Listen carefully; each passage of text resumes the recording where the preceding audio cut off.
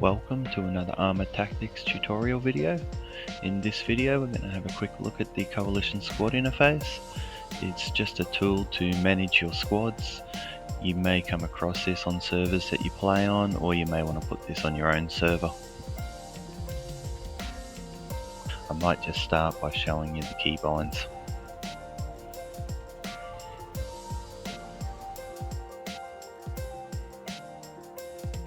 There aren't a lot of controls for the Coalition Squad interface. On PC, Home opens up your squad interface, allows you to adjust your team, and left control and home open up the settings for the squad interface. On Xbox, the menu button and left on the D-pad will open up your interface, and menu button and right on the D-pad will open up the settings for the interface. Alright, so we'll get started here by pressing home, which will bring up the player setting screen.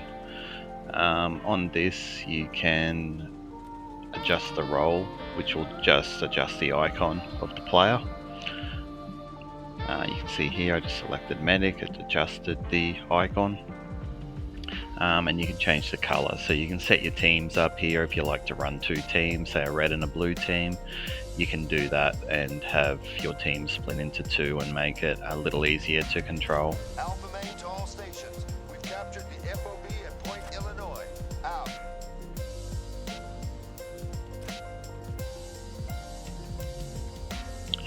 So you can see on the playlist at the bottom of the screen that my player is now green, and those colors also are reflected in the squad radar beside that.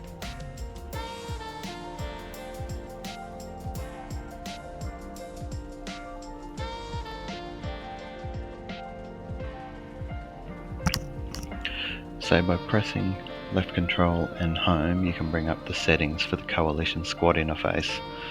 There's quite a few settings in here that we can have a play around with, although some of these settings, if you join a server, could be locked, as they could be set server side. Now I won't go through all of these settings in detail, but you can see in the top area here there's just a couple of settings where the rank is visible, stamina, things like that. In the section under that you've got name tags, and where the name tags are visible and the distance or range that you can see name tags. A lot of times you will find that range is locked on servers. In this example it's set at 100, but it could be set out to 1000 meters. And then right down the bottom you have the visible compass, which depending on the server you're playing on, again, that could be enabled or it may not be. A lot of servers may like you to navigate correctly and use the tools that Reforger has provided. This does make it a little easier to navigate when you've always got a compass up on your screen.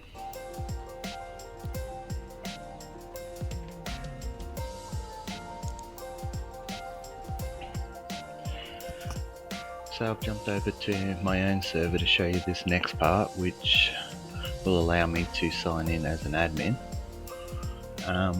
But just looking at the home button again, you can tell it looks a little bit different, and that is because in this situation I'm the section leader. So the section leader has a few more options here.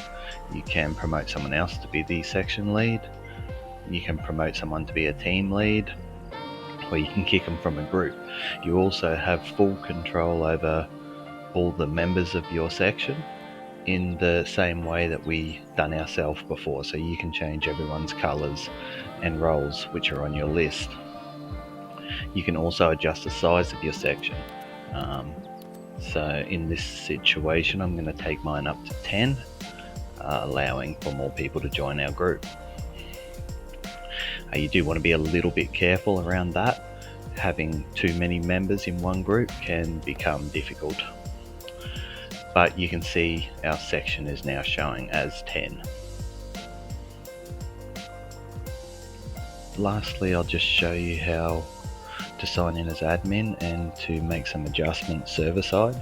So if you do hold an event, a Game Master event or something, you can have everyone on an even playing field. So I'll just sign in as admin, and what I'll do is just open up the squad interface settings again, left control and home, and now you can see beside all the settings we were looking at before has a server override button.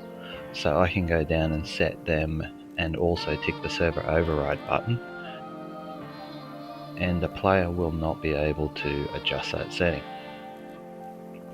It's a fairly useful feature because when it comes to name tags and range, you may not want people to be able to see 1,000 meters out. You may want to set that at 50, and that's the same for everyone.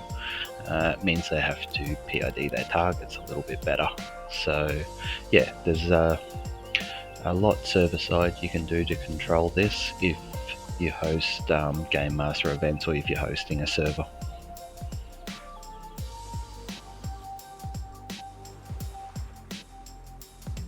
That brings us to the end of this video.